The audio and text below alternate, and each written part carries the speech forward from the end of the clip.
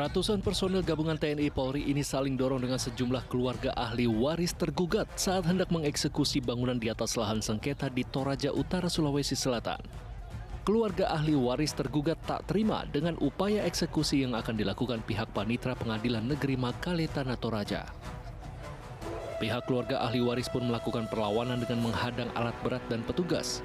Aksi saling dorong yang berujung tindak kekerasan pun tak terhindarkan.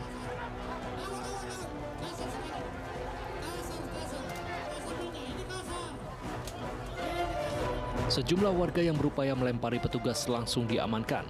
Sementara pihak pengadilan tetap melakukan proses eksekusi berbekal surat putusan.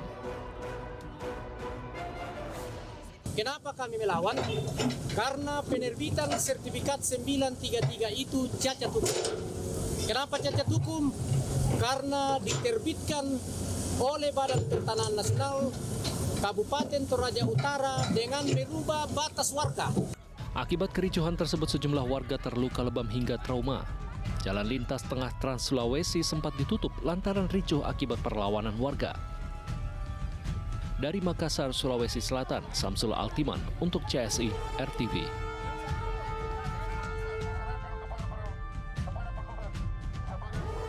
Seorang pria ditemukan tewas dengan penuh luka di perkebunan sayur di Garut, Jawa Barat. Sementara itu, sebuah bus antar provinsi menyeruduk truk muatan pupuk dan bengkel di Klaten, Jawa Tengah. Sahabat, inilah catatan seputar investigasi bersama saya, Feli Siawu.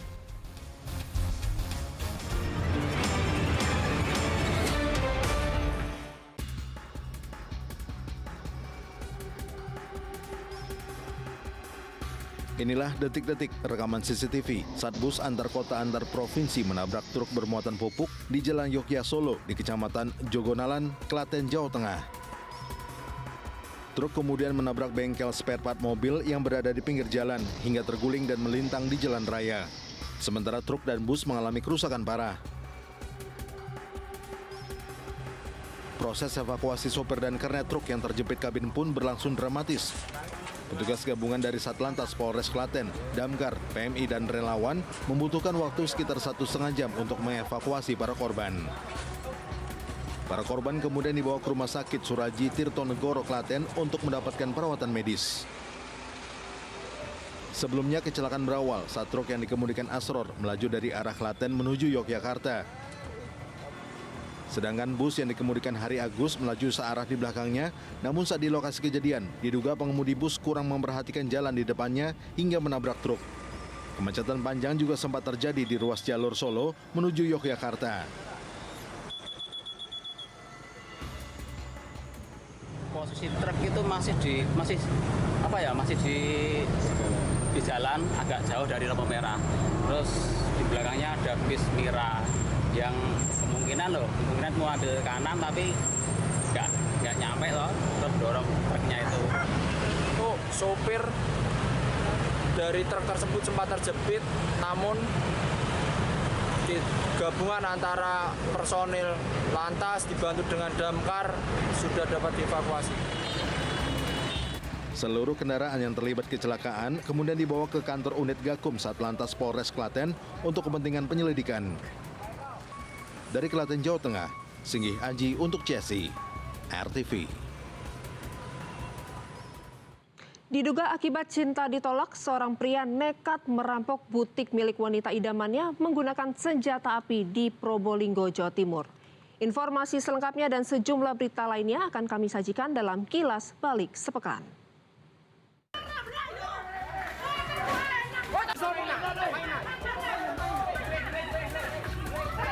Perampokan ini terjadi di sebuah butik di Jalan Brigjen Katamso, Kota Probolinggo, Jawa Timur. Pelaku yang tampak santai keluar dari lokasi perampokan dan langsung dihadang oleh warga. Namun pelaku tiba-tiba menodongkan pistol hingga membuat warga mengalah dan mundur.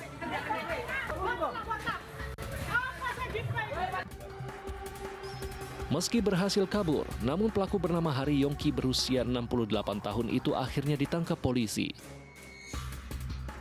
Pelaku merupakan penyanyi kafe yang sering diajak kerja sama oleh korban dan merasa sakit hati karena cintanya ditolak oleh korban. Atas perbuatannya, pelaku kini dijerat pasal 365 KUHP dengan ancaman hukuman maksimal 9 tahun penjara.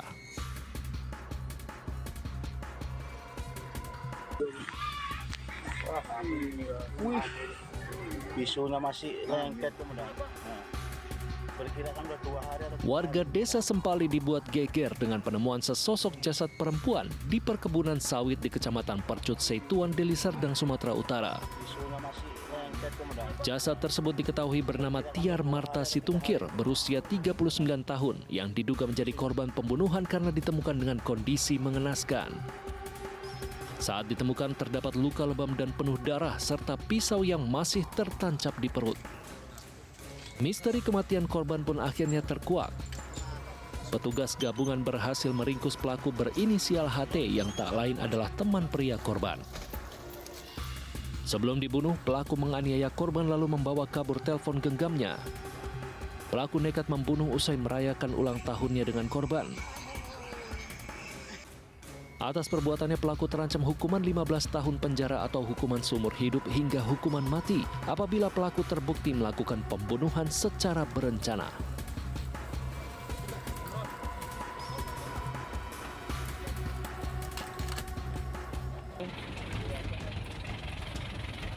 Majeng nyaman. Beginilah kondisi mobil pick-up yang ringsek usai menabrak dam truk bermuatan pasir di ruas jalan tol Gempol Pasuruan, tepatnya di kilometer 786, Kecamatan Rembang, Pasuruan, Jawa Timur. Dalam kecelakaan itu 3 orang yaitu Wisnu Ramadhani, sopir pick-up, Ferry Santoso dan Supriyono, warga desa Pasirian Lumajang, tewas tergencet bodi mobil. Sayur mayur dari mobil pick-up itu juga berhamburan ke tengah jalan. Peristiwa bermula saat mobil pick-up melaju kencang dari arah Banyuwangi menuju Surabaya. Saat di lokasi kejadian, sopir mobil pick-up diduga kurang konsentrasi hingga menabrak bagian belakang truk. Ketiga korban kemudian dibawa ke Rumah Sakit Umum Bangil, sementara 2 bangkai kendaraan telah diamankan di pintu keluar tol Rembang sebagai barang bukti.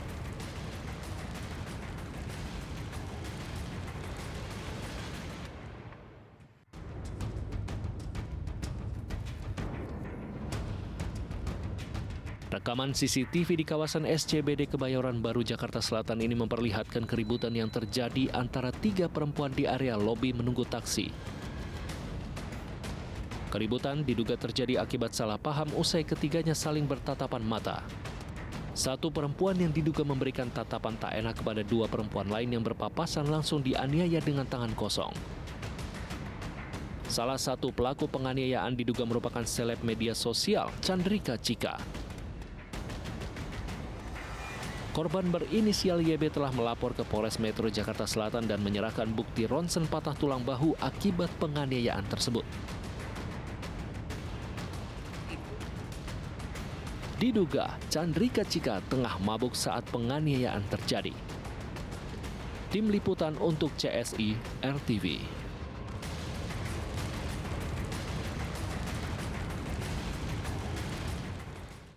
Seorang pria di Garut, Jawa Barat ditemukan tewas bersimbah darah di lahan kebun sayur pinggir jalan. Warga menduga korban menjadi korban pembunuhan dan jasadnya sengaja dibuang oleh pelaku.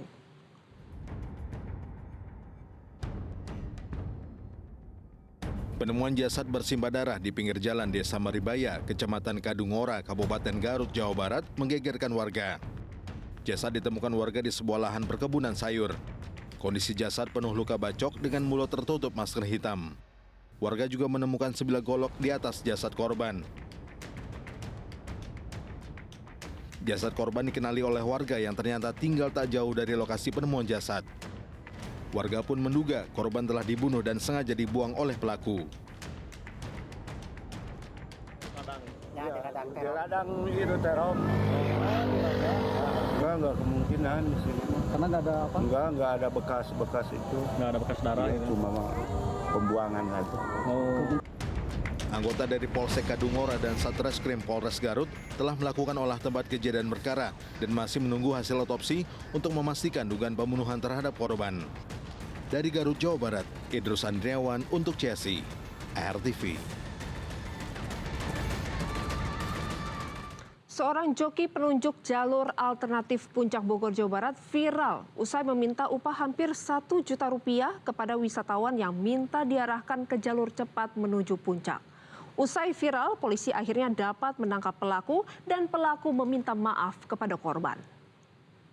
Bapak cuma ngomongnya tadi ini ikut alternatif, saya tanya Bapak mau dibayar berapa, Bapak bilang seikhlasnya. Makanya saya cuma ada 150.000 karena dari tadi saya juga isi bensin, sebelum itu juga saya muter-muter, mobil saya lecet, mobil saya belum asuransi juga Pak. Rekaman video ini memperlihatkan cekcok antara wisatawan dan seorang joki di kawasan Cisarua, Puncak Bogor, Jawa Barat. Joki dadakan ini meminta bayaran sebesar Rp850.000 lantaran menganggap dirinya telah mengantar wisatawan tersebut dengan jarak yang jauh. Petugas Polsek Cisarua dan Megamendung yang bergerak cepat akhirnya dapat menangkap pelaku bernama Cecep Nurudin, pengendara ojek pangkalan di Gadok. Dari hasil pemeriksaan, korban sebelumnya ingin cepat sampai puncak lantaran kondisi jalan macet parah. Korban lalu menggunakan jasa joki dadakan sebagai pemandu jalan alternatif. Namun saat telah tiba di lokasi tujuan, korban justru dimintai bayaran lebih dari permintaan awal.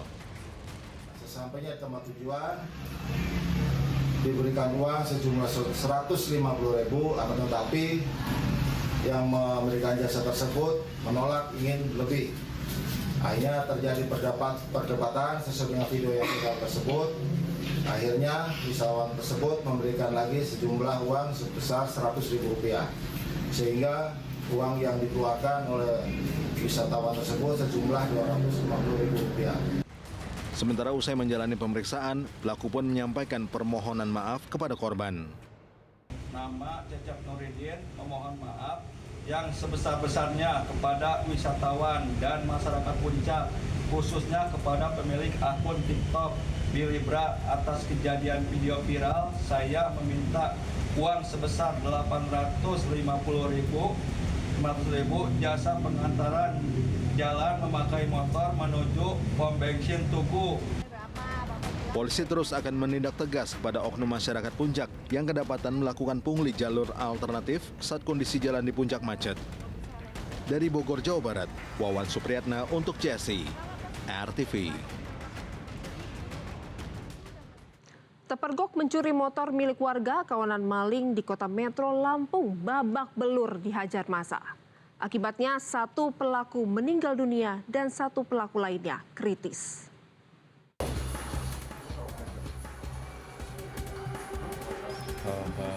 Beginilah kondisi kawanan maling motor saat mendapatkan perawatan di rumah sakit usai diamuk massa. 1 pelaku berinisial AS kritis, sementara pelaku lain yaitu AR dinyatakan meninggal dunia akibat menderita luka parah di bagian kepala. Sebelumnya 2 maling sepeda motor di Kota Metro Lampung ini babak belur setelah menjadi bulan-bulanan warga. Massa yang geram langsung mengejar para pelaku usai memergoki keduanya tengah beraksi dan mencoba membawa kabur sepeda motor milik seorang warga di wilayah Kelurahan Banjarsari, Kecamatan Metro Utara, Lampung. Sudah kita amankan salah satu tersangkanya yang sebelumnya tertangkap tangan langsung oleh korban ya dan warga masyarakat.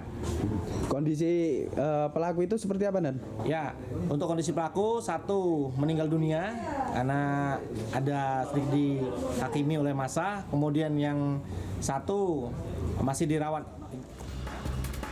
Selain mengamankan barang bukti berupa 1 unit sepeda motor, polisi juga melakukan penyelidikan lanjutan, baik terhadap percobaan pencurian maupun perbuatan main hakim sendiri oleh warga. Dari Kota Metro Lampung, Ferry Novianto untuk CSI, RTV. Berkendara di jalan raya tidak hanya membutuhkan keahlian, namun juga kewaspadaan dan kepatuhan lalu lintas. Berikut tips dari Brigadir Putu agar Anda terhindar dari maut di jalan raya. Halo sahabat RTV, pelanggaran lalu lintas terjadi hampir setiap hari. Dan pada kali ini ada pelanggaran lalu lintas apa yang sudah terekam? Mari kita saksikan bersama videonya. Ya sahabat RTV, kita lihat ya, ini bahwa ada di perlintasan kereta begitu ya. Oh, jadi ada 1 pengendara motor yang berusaha, ya ampun, nyaris saja karena dia melawan ya kan. Dia berusaha menerobos, kemudian ada kereta dari arah sana yang akan melintas dan nyaris. Ini masih untung ya, masih selamat sahabat RTV. Tapi kenapa ya dia tuh nggak bisa sabar? Padahal kita lihat masih banyak pengendara motor di sini yang menunggu, yang sabar. Mungkin mereka ini sadar akan keselamatannya itu lebih penting. Ya sahabat RTV, dalam video ini kita lihat memang sepertinya ini merupakan perlintasan kereta tanpa palang pintu. Tapi yang saya tahu sahabat, kalau perlintasan kereta tanpa palang pintu ini tetap dilengkapi oleh alarm ataupun sirine penanda kereta akan lewat. Nah, kalau sudah ada pertanda, lebih baik hentikan kendaraan kamu sekitar 5-10 meter sebelum rel kereta. Setelah sirine berhenti, kendaraan boleh berjalan lagi tapi tetap perhatikan kedua arah. Pastikan aman sepenuhnya baru teman-teman bisa berjalan kembali. Ya sahabat RTV, melanggar peringatan di rel kereta dapat mengancam keselamatan diri sendiri maupun orang lain ya. Bayangkan berapa banyak orang di dalam kereta yang juga akan terancam nyawanya. Kemudian juga hal ini dapat merusak fasilitas yang membuat adanya kerugian untuk negara juga nih. Dan sahabat, melanggar aturan atau tanda peringatan kereta diatur dalam Undang-Undang Lalu Lintas dan Angkutan Jalan yang dapat dikenakan sanksi sesuai dengan pasal 296 dengan pidana kurungan 3 bulan atau denda Rp750.000.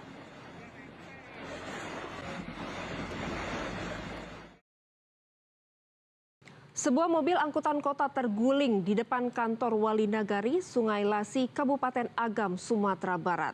Diduga mobil angkut tersebut mengalami remblong hingga terperosok ke dalam parit sedalam 4 meter.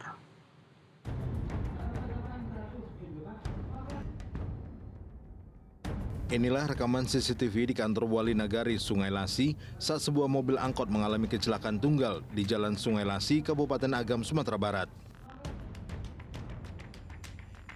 Dari hasil penyelidikan, angkot mengalami remblong saat di jalan menurun dan sopir tak dapat mengendalikan kendaraannya hingga terguling kemudian masuk ke parit sedalam 4 meter. Beruntung di dalam angkot hanya ada sopir dan tidak sedang berpenumpang. Sang sopir pun selamat dari kejadian itu, sementara mobil angkot rusak cukup parah. Sesampainya di TKP jalan yang turunan sehingga pengemudi lepas kendali mengakibatkan mobil terguling masuk ke dalam selokan di pinggir jalan untuk ke pinggir jalan dan akhirnya masuk ke dalam comberan tersebut.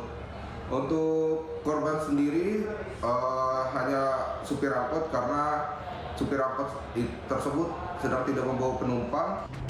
Kasus kecelakaan tunggal ini kini masih dalam penyelidikan pihak kepolisian setempat. Dari Agam, Sumatera Barat, Juabdi Nursyah untuk CSI RTV.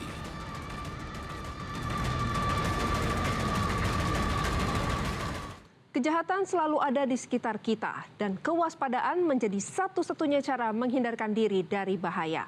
Saksikan catatan seputar investigasi setiap Senin hingga Jumat pukul 00.30 waktu Indonesia Barat. Saya Felicia Wu, terima kasih dan sampai jumpa.